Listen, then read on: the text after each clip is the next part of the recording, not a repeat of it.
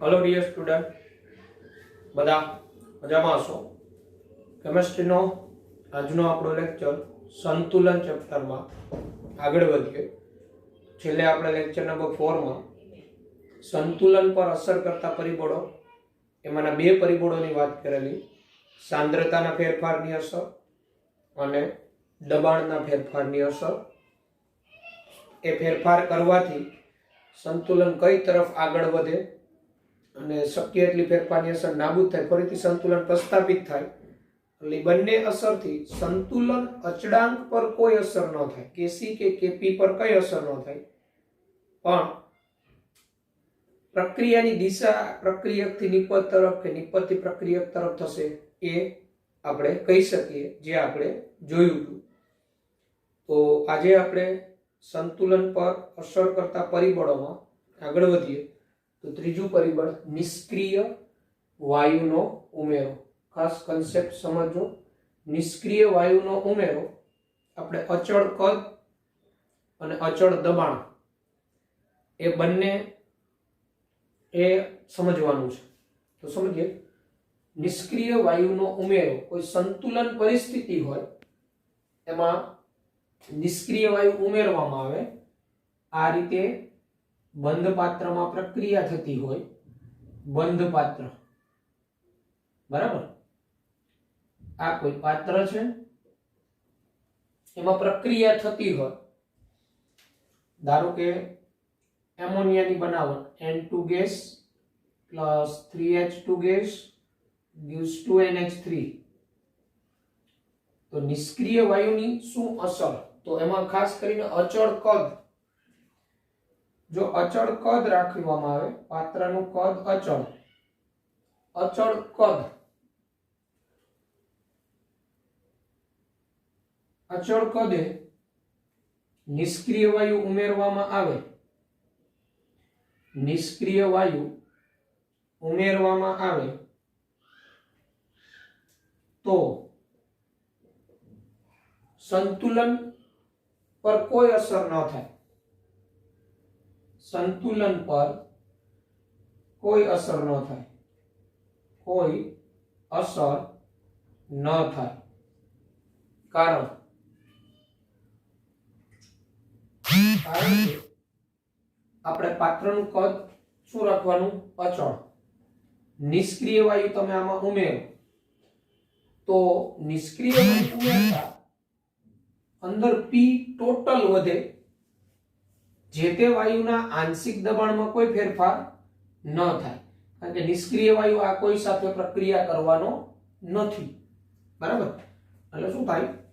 નિષ્ક્રિય વાયુ ઉમેરતા, નિષ્ક્રિય વાયુ ઉમેરતા કુલ દબાણ વધે, પરંતુ જે તેનું એટલે જે તે પ્રક્રિયક કે નિપજના આંશિક દબાણ ન બદલાય. નિપજના આંશિક દબાણ બદલાય નહીં. તેથી સંતુલન પર કોઈ અસર ન થાય. તેથી સંતુલન પર કોઈ અસર ન થાય. સંતુલન પર કોઈ અસર થશે નહીં.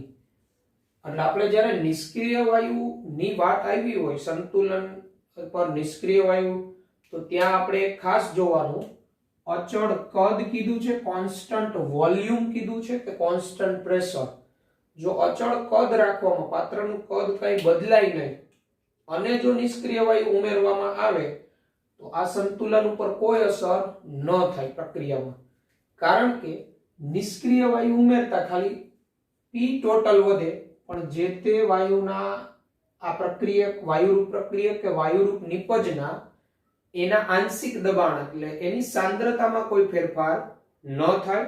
પરિણામે સંતુલન પર કોઈ અસર થશે નહીં. પરંતુ અચળ દબાણે નિષ્ક્રિય વાયુ ઉમેરવામાં આવે, અચળ દબાણ, તો સંતુલન પર અસર થાય. દબાણ અચળ રાખવાનું હોય પરિણામે. સમજીએ. અચળ દબાણે નિષ્ક્રિય વાયુ ઉમેરવામાં આવે. અચળ દબાણે નિષ્ક્રિય વાયુ ઉમેરવામાં આવે તો સંતુલન પર તેની અસર થાય. કારણ કે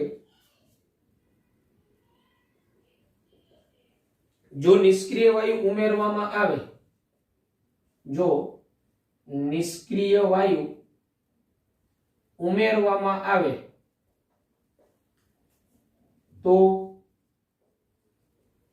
શું થાય? નિષ્ક્રિય વાયુ ઉમેરો તમે તો પાત્રની અંદર દબાણ બદલાય, પણ દબાણ તો આપણે કેવું રાખવાનું છે પાત્રમાં? અચળ. જો નિષ્ક્રિય વાયુ ઉમેરવામાં આવે તો પાત્રમાં કુલ દબાણ વધે, તો કુલ દબાણમાં વધારો થાય. પરંતુ દબાણ તો આપણે જે કાંઈ પહેલા લીધું હોય એ અચળ જ રાખવાનું હોય. તો થયેલો દબાણનો જે વધારો છે એ ઘટાડવો હોય તો પાત્રનું કદ શું કરવું પડે? થયેલો દબાણનો વધારો ઘટાડવો હોય તો પાત્રનું કદ વધારવું પડે. અને પાત્રનું કદ વધે તો શું થાય? વાયુરૂપ પ્રક્રિયક અને નિપજ એ બધાના આંશિક દબાણ ઘટે, અને એ દબાણનો ઘટાડો પ્રક્રિયાને ક્યાં લઈ જાય?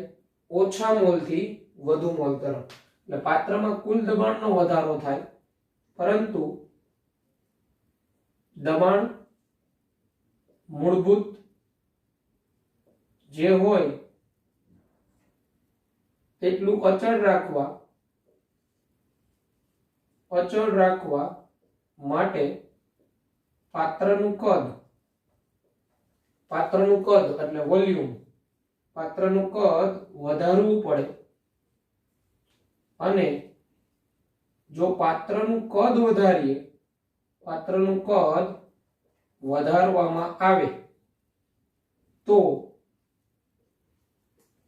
જે તે સંતુલન મિશ્રણમાં ઘટક હોય વાયુરૂપ એના આંશિક દબાણ ઘટે. પાત્રનું કદ વધારવામાં આવે તો સંતુલન મિશ્રણમાં રહેલા વાયુરૂપ ઘટકના આંશિક દબાણ ઘટે.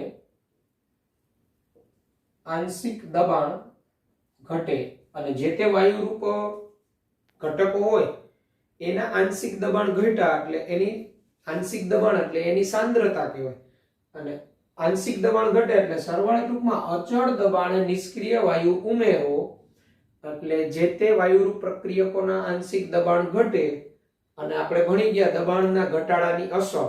દબાણનો ઘટાડો પ્રક્રિયામાં ઓછા મોલથી વધુ મોલ તરફ લઈ જાય. એટલે વાયુરૂપ ઘટકના આંશિક દબાણ ઘટે, તેથી પ્રક્રિયા ઓછા મોલથી વધુ મોલ તરફ જાય. ઓછા મોલથી વધુ મોલ તરફ થાય. એટલે આપણે અહીંયા ઉદાહરણ આપણે હેબર વિધિથી જો એમોનિયાનું લઈએ અચળ દબાણ, અહીંયા પાત્રનું દબાણ અચળ રાખવાનું છે, અચળ દબાણ. હવે અહીંયા N2 + 3H2 gives 2NH3 gas, અચળ દબાણ. અને આમાં નિષ્ક્રિય વાયુ ઉમેરીએ પ્લસ નિષ્ક્રિય વાયુ. આ નિષ્ક્રિય વાયુ તમે ઉમેરો તો નિષ્ક્રિય વાયુ ઉમેરશો તો P ટોટલ વધી જાય, એટલે તમારું દબાણ અચળ ન રહે. હવે ઈ અચળ દબાણ લઈ આવવા માટે તમારે આ પાત્રનું કદ શું કરવું પડે? આ પાત્રનું કદ મૂળભૂત જે લીધું હોય એના કરતા વધારવું પડે. અને પાત્રનું કદ વધારો તમે તો આના આંશિક દબાણ ઘટે, કારણ કે બોયલના નિયમ મુજબ P ચલે છે 1/V હોય. હવે તમે પાત્રનું કદ વધારો તો આના આંશિક દબાણ ઘટે, અને આના આંશિક દબાણનો ઘટાડો આ પ્રક્રિયાને ક્યાં લઈ જાય? ઓછા મોલથી વધુ મોલ તરફ. એટલે આમાં એમોનિયાના 2 મોલ છે, વાયુરૂપ પ્રક્રિયકના 4 મોલ છે. તો આ એમોનિયાની જે બનાવટની પ્રોસિજર છે હેબર વિધિથી, તો એના માટે અચળ દબાણે નિષ્ક્રિય વાયુનો ઉમેરો ફાયદાકારક નથી. કારણ કે આમાં તમે નિષ્ક્રિય વાયુ ઉમેરો, દબાણ તો તમારે જે પેલા શરૂઆતનું પાત્રમાં રાખ્યું હોય એ અચળ જ રાખવાનું હોય, પણ નિષ્ક્રિય વાયુ ઉમેરો એટલે પી ટોટલ વધી જાય, કુલ દબાણ વધે. હવે ઈ જે દબાણનો વધારો થયો એને તમારે મૂળભૂત અચળ રાખવા માટે શું કરવું પડે? પાત્રનું કદ તમે વધારો.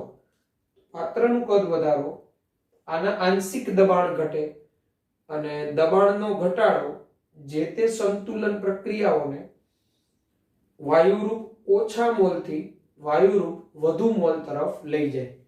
એટલે આ હેબર વિધિથી એમોનિયાની બનાવટમાં અચળ દબાણે નિષ્ક્રિય વાયુનો ઉમેરો ફાયદાકારક નથી. હેબર વિધિથી એમોનિયાની બનાવટમાં અચળ દબાણે નિષ્ક્રિય વાયુનો ઉમેરો ફાયદાકારક નથી. અચળ દબાણે નિષ્ક્રિય વાયુનો ઉમેરો ફાયદાકારક નથી. અચળ દબાણે નિષ્ક્રિય વાયુનો ઉમેરો ફાયદાકારક નથી. ટૂંકમાં મગજમાં એ રાખવાનું કે અચળ દબાણે નિષ્ક્રિય વાયુનો ઉમેરો આવે ને તો એવી પ્રક્રિયા માટે શું થશે તો હંમેશા યાદ રાખવાનું, અચળ દબાણે નિષ્ક્રિય વાયુ ઉમેરાય એટલે હંમેશા અંદર દબાણ અચળ રાખવા પાત્રનું કદ વધારવું જ પડે, અને પાત્રનું કદ વધારવું પડતું હોય એટલે જે તેના આંશિક દબાણમાં ઘટાડો થાય.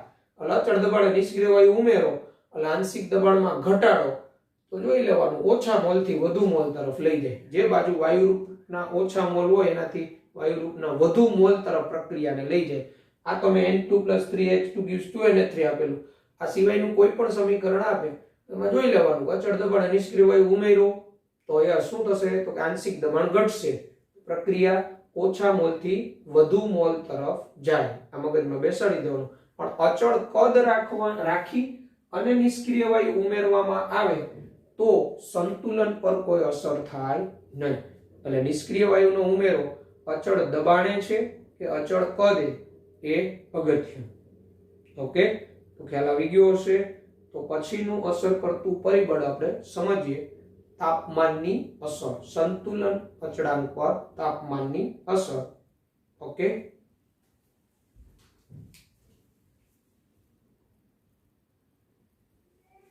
તો તાપમાનની અસર, તો આપણે સંતુલન પરિસ્થિતિ પર તાપમાન અસર કરે. શું થાય એમાં? તો તાપમાન વધે, બરાબર, T વધે તેમ અણુઓની ઝડપ વધે. અણુઓની ઝડપ વધે, તેથી પ્રક્રિયા વેગ વધતો હોય. હવે આ જે પ્રક્રિયા વેગ વધે, હવે તાપમાનની આ અસર છે એ ખાસ કઈ પ્રક્રિયા માટે ફાયદાકારક હોય? તો તાપમાનની અસર સંતુલન અચળાંક પર થાય, બરાબર. એટલે આ તાપમાનની અસર કે સંતુલન અચળાંક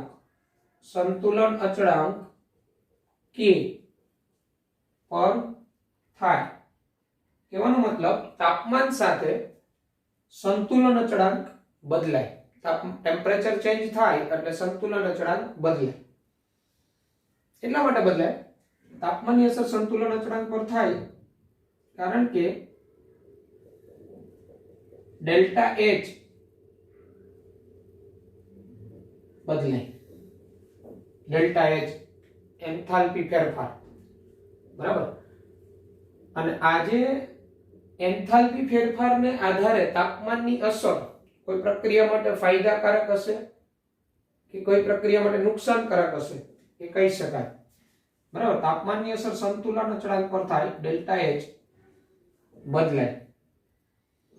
તો આપણે જોઈએ તાપમાનની અસર એમાં કઈ પ્રક્રિયા માટે? તો બે પ્રકારની પ્રક્રિયા, ખાસ કરીને ઉષ્મા શોષક પ્રક્રિયા, ઉષ્મા શોષક પ્રક્રિયા.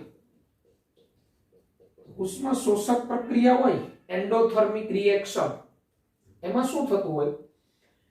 તો ઉષ્મા શોષક પ્રક્રિયામાં delta H is equal to positive હોય, ધન હોય.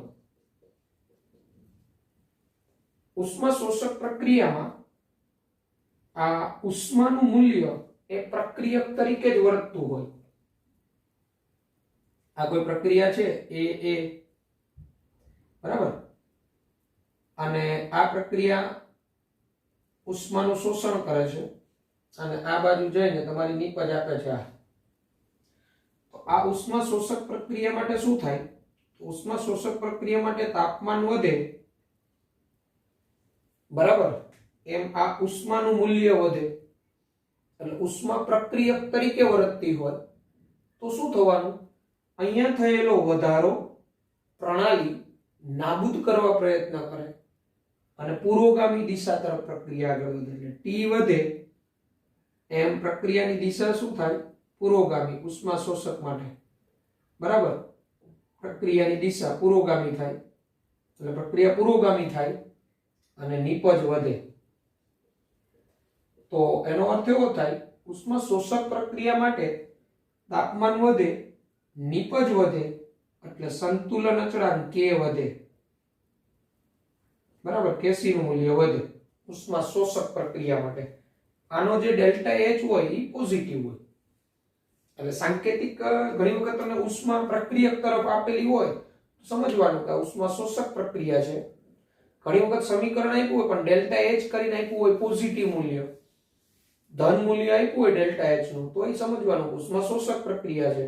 હવે તમારે જોવાનું તાપમાનનો વધારો કીધો છે કે તાપમાનનો ઘટાડો. જો તાપમાનનો વધારો કીધો હોય તો પ્રક્રિયાની દિશા પુરોગામી થાય, નીપજ વધે, સંતુલન અચળાંકનું મૂલ્ય વધે, બરાબર, આ Kc વધે, બરાબર. હવે આમાં સંતુલન અચળાંકમાં કેમ ફેરફાર થાય? તો આ જે પ્રક્રિયા થતી હોય ને પુરોગામી અને પ્રતિગામી, એ પુરોગામી અને પ્રતિગામી પ્રક્રિયાની સક્રિયકરણ ઉર્જાનું મૂલ્ય છે ને ડિફરન્ટ હોય. સક્રિયકરણ ઉર્જા અને તાપમાન સાથે સક્રિયકરણ ઉર્જાનું મૂલ્ય જુદી જુદી રીતે બદલાય. એટલે પુરોગામી અને પ્રતિગામી પ્રક્રિયાનો વેગ જુદી જુદી રીતે બદલાય, એટલે સંતુલન અચળાંક બદલાય. તાપમાન સાથે સંતુલન અચળાંક વધે ઉષ્મા શોષક પ્રક્રિયા માટે. જ્યારે ઉષ્મા ક્ષેપક પ્રક્રિયા માટે, એટલે કે એક્ઝોથર્મિક રિએક્શન, ઉષ્મા ક્ષેપક પ્રક્રિયા માટે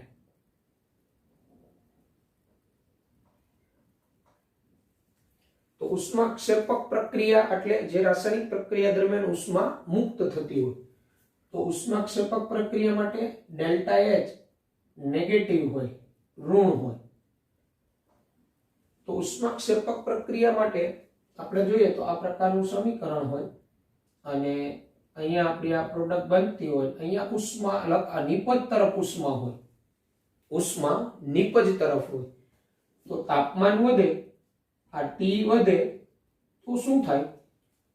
T વધે તો આ નિપજ તરફ ઉષ્મા વધે, તાપમાન વધવાથી. તો નિપજ તરફ ઉષ્માનું મૂલ્ય વધ્યું તો શું થવાનું? સંતુલન પર શું અસર થાય? તો અહીંયા થયેલો વધારો પ્રણાલી ઘટાડવા પ્રયત્ન કરે. લ-શટલયરના સિદ્ધાંત મુજબ પ્રક્રિયા પ્રતિગામી તરફ આવે, ફરીથી સંતુલન પ્રસ્થાપિત કરવા. તો ઉષ્મા ક્ષેપક પ્રક્રિયા માટે T વધે તો નિપજ ઘટે, નિપજનું મૂલ્ય ઘટે, પ્રક્રિયા કઈ બાજુ થાય? પ્રતિગામી થાય, પ્રતિગામી, બરાબર. અને નિપજ ઘટે એટલે સંતુલન અચળાંક Kc નું મૂલ્ય ઘટે, બરાબર. સંતુલન અચળાંક Kc ના મૂલ્યમાં ઘટાડો થાય, બરાબર. અને આ જે છે આની અસર આપણે એક આવું સમીકરણ જે વન ટોપ સમીકરણ તરીકે ઓળખાય છે, ln K2/K1 delta H upon R 1/T1 minus 1/T2, આવું સમીકરણ વન ટોપ ઇક્વેશન કહેવાય છે. આના પરથી સ્ટડી આપણે કરી શકીએ. આ ડેલ્ટા એચ નું મૂલ્ય બદલાય, K1 K2 માં ફેરફાર થાય. બરાબર. એટલે ઉષ્મા શોષક પ્રક્રિયા માટે તાપમાનનો વધારો ફાયદાકારક, ઉષ્મા ક્ષેપક પ્રક્રિયા માટે તાપમાનનો ઘટાડો ફાયદાકારક. તાપમાન ઘટે એટલે નિપજ તરફ ઉષ્મા ઘટે, એટલે આ બાજુ થયેલો ઘટાડો પ્રણાલી શું કરવા પ્રયત્ન કરે? વધારવા. પરિણામે પ્રક્રિયાની દિશા શું થાય? પ્રક્રિયકથી નિપજ તરફ. એટલે આપણે એક આ તાપમાનની અસર વાળા MCQ માં ખાસ ધ્યાન રાખીશું. કોઈ સમીકરણ આપ્યું હોય ડેલ્ટા H જો પોઝિટિવ, તો સમજવાનું કે પ્રક્રિયા ઉષ્મા શોષક છે, અને તાપમાન રિલેટેડ પ્રશ્ન પૂછેલા હોય તો એવી પ્રક્રિયા માટે તાપમાનનો વધારો ફાયદાકારક, શોષક પ્રક્રિયા માટે. કારણ કે ઉષ્મા પ્રક્રિયક તરીકે વર્તતી હોય, તાપમાન વધે એટલે ઉષ્મા વધે, એટલે પ્રક્રિયકથી નિપજ તરફ પ્રક્રિયા આગળ વધે, નિપજ વધે, સંતુલન અચળાંક વધે. જ્યારે ઉષ્માક્ષેપક પ્રક્રિયા માટે તાપમાન વધે તો નિપજ ઘટે, પ્રક્રિયા બરાબર નિપજનું પ્રમાણ ઘટતું જાય, પ્રક્રિયા પ્રતિગામી તરફ થતી જાય, Kc નું મૂલ્ય ઘટે. જેનો અભ્યાસ આ સમીકરણ વન ટફ ઇક્વેશન, આ સમીકરણ તમને ખબર હોય તો તમે વેગ અચળાંકનું સમીકરણ ભણી ગયા હતા K2 K1 વાળું રાસાયણિક ગતિકીમાં. ત્યાં અહીંયા તમે સક્રિયકરણ ઉર્જા લેતા હતા EA, એના સાથે કમ્પેરેટર વાળું સમીકરણ છે. પણ આ વન ટફ ઇક્વેશન તરીકે ઓળખાય છે. એટલે ડેલ્ટા H ના મૂલ્યમાં ફેરફારના આધારે તાપમાન બદલાય, સંતુલન અચળાંક બદલાય છે. એટલે હેબર વિધિથી એમોનિયાની બનાવટ છે આ રીતના N2 gas plus 3H2 gas gives 2NH3 gas. આ પ્રક્રિયા માટે ડેલ્ટા H નું મૂલ્ય -92 point something છે. તો -92 એટલે આ પ્રક્રિયા ઉષ્મા ક્ષેપક પ્રક્રિયા થઈ. તો આ પ્રક્રિયા માટે તમે તાપમાન વધારી ન શકો વધુ. કેમ? તો કે તાપમાન વધારો તો આ પ્રક્રિયામાં એમોનિયાનો જથ્થો ઘટે. તો પરિણામે હવે ઘણી વખત એવું થાય તાપમાન ઘટી જાય તો પ્રક્રિયાનો વેગ ઘટી જતો હોય, તો શું કરવું પડે? એવી પ્રક્રિયા માટે શક્ય હોય એટલું તાપમાન, એના માટે શક્ય હોય એટલું તાપમાન રાખવાનું ઊંચું, બરાબર, ઓછામાં ઓછું. પછી શક્ય હોય એટલું દબાણનો ઉપયોગ થાય, યોગ્ય ઉદ્દીપકનો ઉપયોગ થાય, અને આ રીતના ઓપ્ટિમાઇઝેશન પરિસ્થિતિનું નિર્માણ કરી અને જેમ બને એમ રાસાયણિક પ્રક્રિયા ઝડપથી પૂર્ણ થાય એવી સ્થિતિનું નિર્માણ કરવું પડે. ખાલી તાપમાને ન ચાલે, ખાલી દબાણે ન ચાલે, ખાલી ઉદ્દીપકે ન ચાલે. આ બધાનો સમન્વય કરી અને રાસાયણિક પ્રક્રિયામાં શક્ય એટલા ઓછા સમયમાં વધુ નિપજ મળે એવી પરિસ્થિતિનું નિર્માણ, એને ઓપ્ટિમાઇઝેશન પરિસ્થિતિ કહેવાય. આ કરવું પડે. એટલે હેબર વિધિથી આપણે એમોનિયા બનાવીએ ને, એમાં લોખંડના ભૂકાનો ઉદ્દીપક તરીકે ઉપયોગ કરવામાં આવે, યોગ્ય તાપમાન આપવામાં આવે, યોગ્ય દબાણ આપવામાં આવે અને એમોનિયાનું ઉત્પાદન થાય. કારણ કે આ પ્રક્રિયા ઉષ્માક્ષેપક છે, એટલે તાપમાન વધુ તાપમાન ન રાખી શકાય, અને જો ઓછું તાપમાન રાખીએ તો પ્રક્રિયાનો વેગ ધીમો થઈ જાય.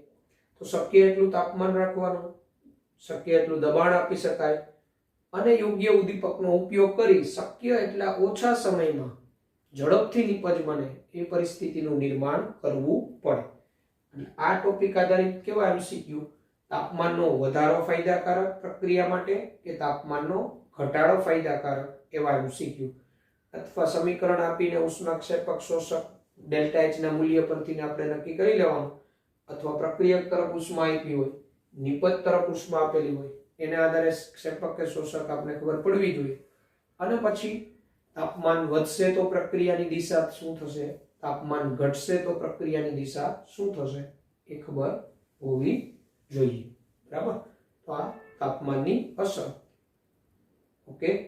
તો હવે અસર કરતું પરિબળે ઉદ્દીપકની અસર, એની આપણે વાત કરીશું.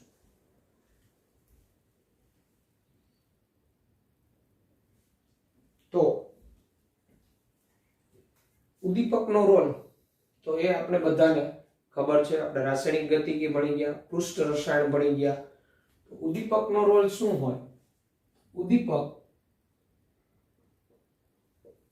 રાસાયણિક પ્રક્રિયાનો વેગ વધારે, રાસાયણિક પ્રક્રિયાનો વેગ વધારે એટલે ટૂંકમાં પ્રક્રિયા ઝડપથી સંતુલન તરફ પહોંચે એવી સ્થિતિનું નિર્માણ કરે. બરાબર. રાસાયણિક પ્રક્રિયાનો વેગ વધારે. ઉદ્દીપક પુરોગામી અને પ્રતિગામી પ્રક્રિયાનો વેગ એક સમાન રીતે વધારે. પુરોગામી અને પ્રતિગામી પ્રક્રિયાનો વેગ એક સમાન રીતે વધારે. એક સમાન રીતે વધારે. બરાબર. તે સંતુલન અચળાંક પર કઈ અસર ન કરે. સંતુલન અચળાંક કે સી પર કઈ અસર ન કરે. ઉદ્દીપકને લીધે સંતુલન અચળાંકનું મૂલ્ય કઈ બદલાય નહીં. સંતુલન અચળાંક તો જે હોય, કારણ કે ઉદ્દીપક પુરોગામી પ્રક્રિયાનો જેટલો વેગ વધારે એટલો જ પ્રતિગામી પ્રક્રિયાનો વેગ વધારે, અને પરિણામે નિપજની સાંદ્રતા ને છેદમાં પ્રક્રિયકની સાંદ્રતા આ જે ગુણોત્તર હોય એ તો અચળ જ રહેવાનો, અને સંતુલન અચળાંક પર કોઈ અસર ન થાય. મુક્ત ઉર્જા ડેલ્ટા આ સંતુલન અચળાંક પર કઈ અસર ન થાય, એટલે આ ડેલ્ટા જી બરાબર પ્રમાણિત મુક્ત શક્તિ ફેરફાર, એટલે ડેલ્ટા જી પર કઈ અસર ન થાય. ઉદ્દીપક સક્રિયકરણ ઉર્જામાં ઘટાડો કરે. સક્રિયકરણ ઉર્જા માં ઘટાડો કરે એ આપણે ખબર છે. ઉદ્દીપક સક્રિયકરણ ઉર્જામાં ઘટાડો કરે અને શક્ય એટલા ઓછા સમયમાં પ્રક્રિયા પૂર્ણ થાય એવી સ્થિતિનું નિર્માણ કરે.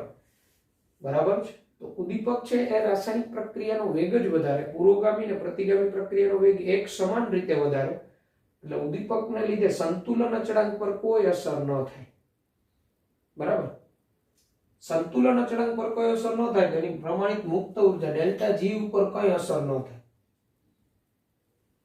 ઉદ્દીપકને લીધે ન તો નિપજનું પ્રમાણ વધુ મળે, બરાબર, કે ન તો નિપજનું પ્રમાણમાં કઈ ફેરફાર થાય, ઘટાડો.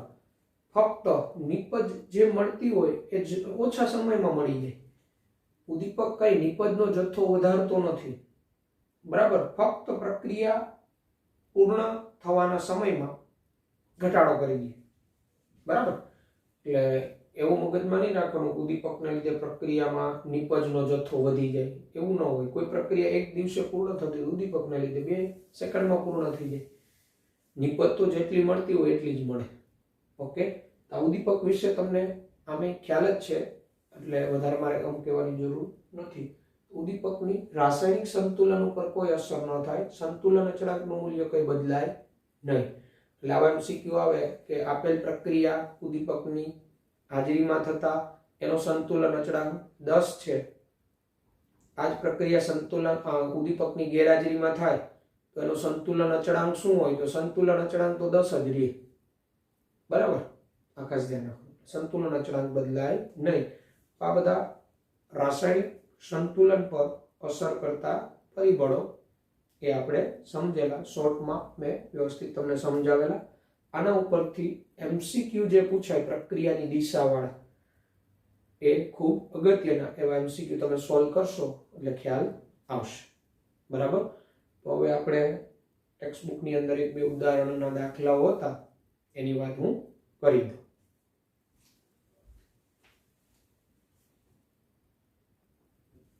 જો કોયડો 7.8 આ મુજબ છે. 13.8 ગ્રામ N2O4 1 લીટર કદના પ્રક્રિયા પાત્રમાં 400 કેલ્વિન તાપમાને લેવામાં આવ્યું અને સંતુલન પ્રાપ્ત થવા દીધું. એટલે N2O4 છે 13.8 ગ્રામ 1 લીટર કદના પ્રક્રિયા પાત્રમાં 400 કેલ્વિન તાપમાને લેવામાં આવ્યું, સંતુલન પ્રાપ્ત થવા દીધું. N2O4 gas gives to NO2. સંતુલન કુલ દબાણ 9.15 બાર હતું, એટલે P ટોટલ, એટલે એક તો આપણે અહીંયા WN2O4 આપી દીધું છે 13.8 ગ્રામ. પી ટોટલ આપેલું છે 9.15 બાર. તો આપણે કેસી, કેપી અને સંતુલન અને આંશિક દબાણ ગણવાના છે. એટલે આપણે ગણવાનો છે કેસી શું હોય, કેપી શું હોય અને સંતુલન આંશિક દબાણ એટલે PN2O4 અને PNO2 આ શું હોય આટલું મેળવવાનું છે. તો પહેલા તો મારે અહીંયા આનું શરૂઆતનું આંશિક દબાણ શું હોય એ મેળવવું પડે. ઈ મળી જાય પછી સંતુલન એના દબાણ આપણે શું હોય એ કરી કેપી મેળવી લઈએ અને કેપી પરથી કેસી મળી જાય, કેપી કેસી ના સંબંધ પરથી. એટલે પહેલું કામ મારે અહીંયા આનું આંશિક દબાણ, આનું દબાણ શું હોય ઈ મેળવવું પડે. ઈ મને મળી શકે કઈ રીતના? મારી પાસે અહીંયા એના વજન છે અને PV બરાબર nRT તમને ખબર છે. PV બરાબર nRT પરથી આનું આંશિક દબાણ મળી જાય P. એના મોલ જરૂર પડે તો અહીંયા આપણે એનું વજન આપ્યું છે અને N2O4 નું આણ્વીય દળ 92 ગ્રામ પ્રતિ મોલ થાય. 92 ગ્રામ પ્રતિ મોલ. 2 નાઇટ્રોજન નું 28, 4 ઓક્સિજન નું 64. બરાબર. એટલે 64 પ્લસ 20 74, 84 અને પ્લસ 8 એટલે 92. તો મને એના મોલ મળી જાય.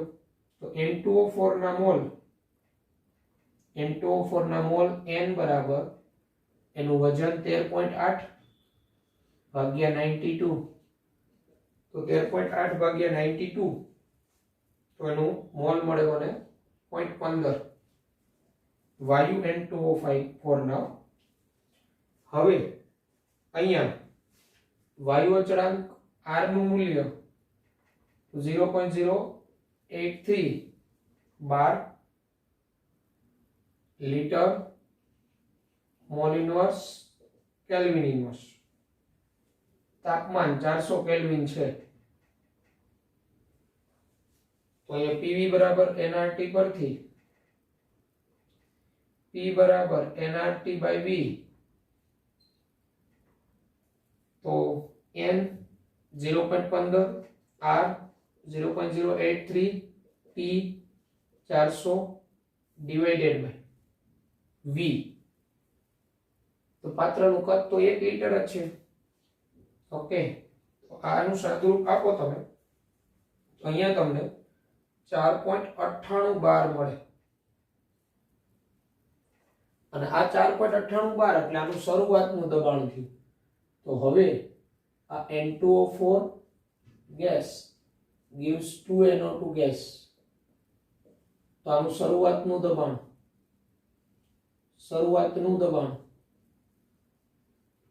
4.98 બાર ત્યારે આ 0 હોય. ધારો કે આના દબાણમાં x જેટલો ઘટાડો થાય, બરાબર, સંતુલન, બરાબર. તો સંતુલને દબાણ તો આનું દબાણ x જેટલું ઘટી ગયું હોય તો આનું 2x જેટલું વધે. આનું x જેટલું ઘટે તો આનું 2x વધે ને, કારણ કે આ 1 મોલ ઘટે ત્યારે આ 2 મોલ વધે છે. તો આ x ઘટે તો આ 2x વધે. તો આમાં ઘટાડો કેટલો થાય? 4.98 x બાર. ઓકે, હવે સંતુલને કુલ દબાણ, સંતુલને P ટોટલ શું હોય? તો P ટોટલ એટલે આ બેયના દબાણનો સરવાળો એટલે 4.98 x plus 2x. P total તમને રકમમાં આપેલું છે 9.15 બાર. એટલે 9.15 4.98 x plus 2x એટલે x. તેથી x is equal to 9.15 minus 4.98. એટલે 9.15 માંથી 4.98 તમે બાદ કરો 4.17 બાર. તો આ તમારું x મળી ગયું. x મળી જાય તો હવે સંતુલને આનું આંશિક દબાણ બેયનું મળી જાય. તો સંતુલને PNO2, તો સંતુલને PNO2 is equal to 2x તો 2 into 4.17 4.17 8.34 બાર અને N2O5 નું આંશિક દબાણ N2O4 નું આંશિક દબાણ તો 4.98 માઈનસ x તો 4.98 માંથી 4.17 બાદ કરો તો 4.98 માંથી 4.17 બાદ કરો 0.81 બાર તો હવે આપણે સંતુલન આ બેના આંશિક દબાણ મળી ગયા આનું Kp નું સૂત્ર શું થાય તો Kp બરાબર NO2 ની સાંદ્રતાનો વર્ગ ડિવાઇડેડ બાય Pn2O4 અને NO2 ની આંશિક દબાણ કેટલું 8.34 એનો વર્ગ છેદમાં Pn2O4 કેટલું 0.81 આનું સાદુરૂપ આપો એટલે Kp તમારો મળે 85.87 Kp is equal to 85.87 bar Kp મળી ગયો હવે Kp અને Kc વચ્ચે સંબંધ તો Kp બરાબર Kc RT raise to delta n of g delta n of g શું થાય વાયુરૂપ નિપજના મોલ 2 પ્રક્રિયકના મોલ 1 એટલે નિપજના મોલ માઈનસ પ્રક્રિયક એટલે 2 માંથી 1 એટલે આ 1 જ થઈ જાય તો Kc ને કરતા બનાવો Kp ભાગ્યા RT કરો આનું જે મૂલ્ય આવ્યું એને ભાગ્યા RT કરો એટલે Kc મળી જાય તેથી Kc is equal to Kp by RT બસ આ બધા મૂલ્ય મૂકશો એટલે Kc તમારું મળશે 2.6 જેવું મળશે 2.6 Kp નું મૂલ્ય આ મૂકી દેવાનું R 0.083 અને T તમારું કેટલું આપેલું છે અહીંયા T 400 કેલ્વિન તો આ રીતે આ દાખલો થાય તો આ તો કોયડો 7.8 ઓકે લખી લેવાનું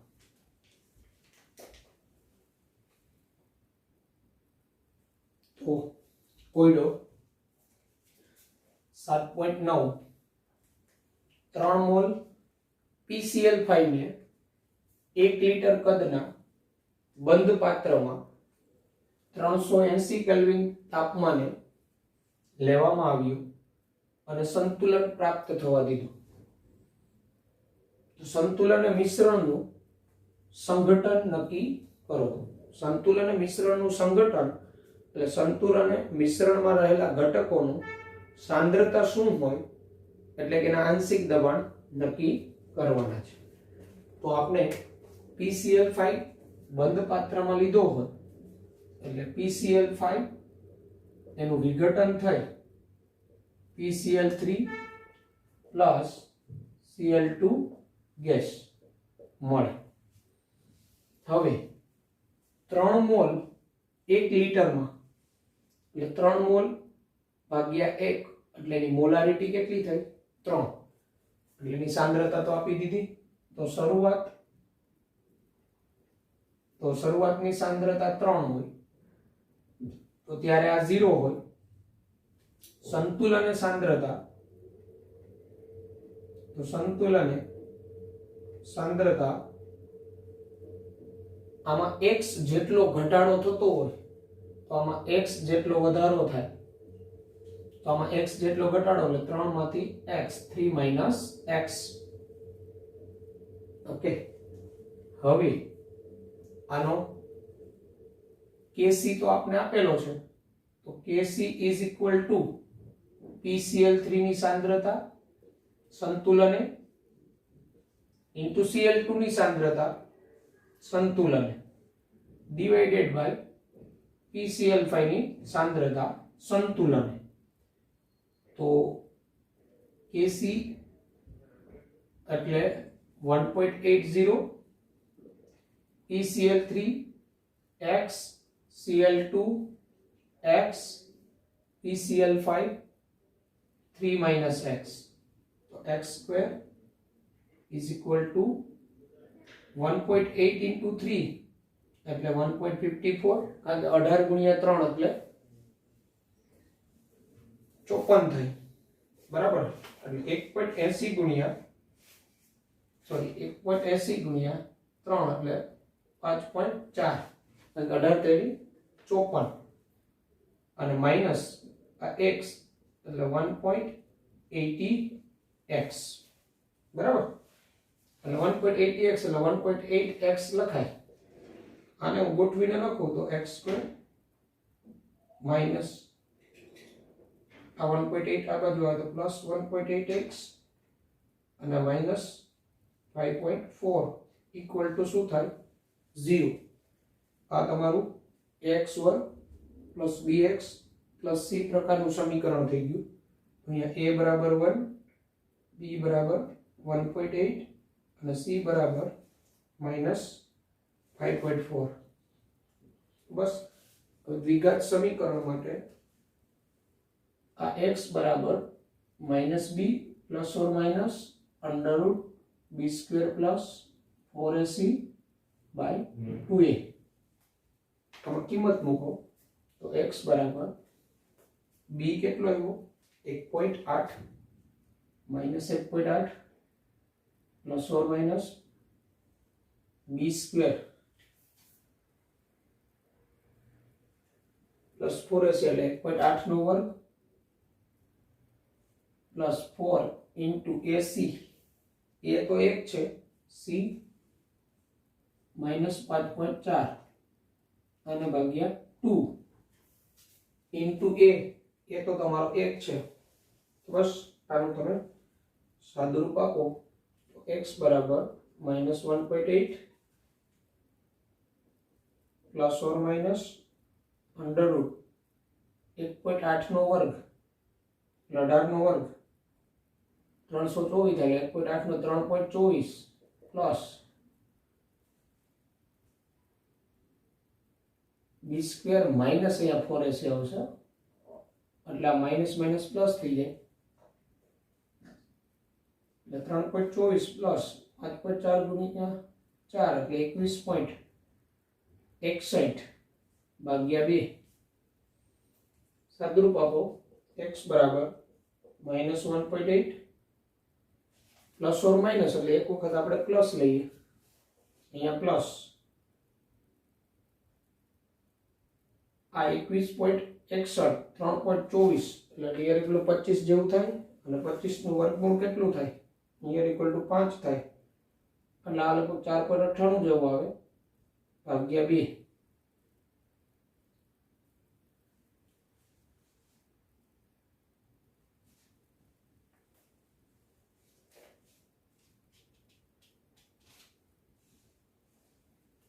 આખાના ભાગ્યા 2 થશે ને, બરાબર. તો x બરાબર 1.59 આવે, 4.98 માંથી 1.8 બાદ થાય અને ભાગ્યા 2, બરાબર. આખું સમીકરણ એના ભાગ્યા 2 છે, બરાબર. x બરાબર 1.59 આવ્યું તો એનો અર્થ એવો થાય તમારું PCl3 સંતુલન 1.59 મોલર હોય, Cl2 1.59 મોલર હોય અને PCl5 3 minus 1.59 એટલે 1.41 મોલર હોય, બરાબર. સંતુલન એ PCl5 1.41 મોલર હોય અને સંતુલન એ X 1.59 મોલર હોય. એટલે આની 3 મોલર શરૂઆતની સાંદ્રતા હોય એમાંથી 1.59 મોલર જેટલું વિઘટન થયું હોય અને સંતુલન આ 1.41 મોલર જેટલો વધેલો. તો આ હતો આપણો કોયડો નંબર 7.9. આ સિવાયના લેક્ચર 3 માં તમને દાખલાઓ નંબર આપેલા હતા, બરાબર. એનું પણ સોલ્યુશન મોકલીશું, પણ પહેલા એ તમારે મંગળવાર સુધીમાં મને દાખલાઓ કરીને બતાવવાના છે. ન આવડતા હોય દાખલા નંબર એટલે પછી તમને ગણતરી કરાવી દઈશ. તો આજના આપણા લેક્ચરમાં અહીંયા સુધી રાખીએ, પછીના લેક્ચરમાં આગળ વધીશું. આપણી 14 તારીખે જે ટેસ્ટ આવે 11th નીટનો સિલેબસ હશે, એમાં એ ટેસ્ટની અંદર આ ચેપ્ટર લેક્ચર નંબર આપણે 5 સુધીનું રાખીશું કન્ટેન્ટ, અને MCQ નંબર જે મેં બધા આપેલા બધા જોઈ લેજો, દાખલાઓ સોલ્વ કરી નાખજો, એકદમ થિયરી વાંચી લેજો, કન્સેપ્ટ ક્લિયર કરવા. Okay, good bye, take care.